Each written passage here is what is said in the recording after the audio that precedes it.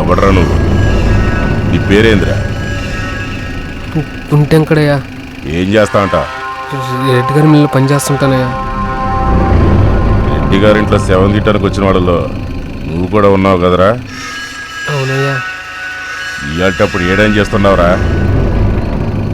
ఏయ్, నిన్నేరా అడిగేది.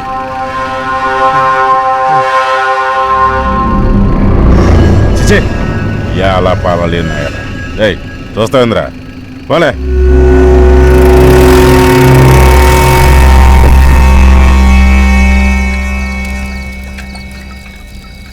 ఏటైందిరా అట్ట కంగారు పడుతూ ఉండవు? ఆ సీగాడు ఆ పోలీసోడా? ఏటైందిరా?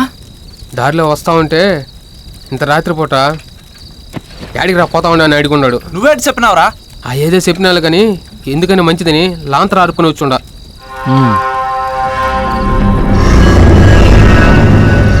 ఎరా రెడ్డిని భిన్న సంపాలి, లేదంటే ఆ సీఏ గాడికి అనుమానం వచ్చిందో ఆడు మనల్ని నెరసడో.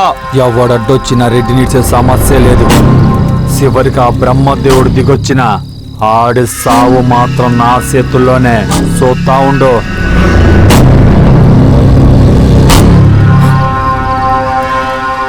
ఏందిరా వెళ్తురు?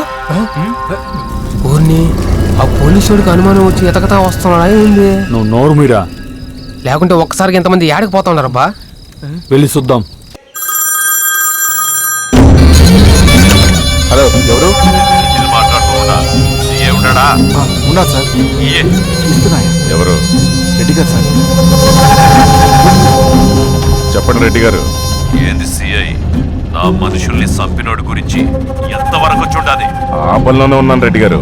ఈ వల్ల అవ్వదులే గానీ నేనే చూసుకుంటానులే. అంత మాట ఎందుకులే రెడ్డి గారు. రేపు తెల్లారెకెల్లా ఆడి శవం మీ ముందుంటది. అది చూద్దాం. ఏవయ్యా నాగరాజు? సార్, నాకెందుకో మన మధ్యనే ఉంటూ అన్నీ తెలిసిన వాడే ఇవన్నీ చేస్తున్నాడేమో అనిపిస్తుంది. ఏమంటావ్? అవును సార్. రెడ్డి గారి దగ్గర పనిచేసే వాళ్ళే ఇదంతా చేస్తున్నారనిపిస్తుంది సార్. రెడ్డి గారి దగ్గర పనిచేసే వాళ్ళలో అంత ధైర్యం ఉందంటావా?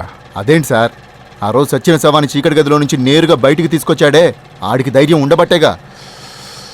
అంతమంది మనుషులు శవాన్ని తీసుకురమ్మంటే భయపడ్డారు.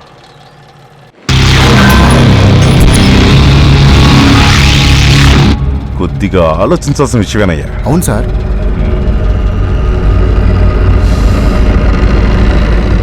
అన్నట్టు ఆ రోజు రాత్రి కనిపించింది వాడి మనిషే కదా? వాడి మనిషే సార్.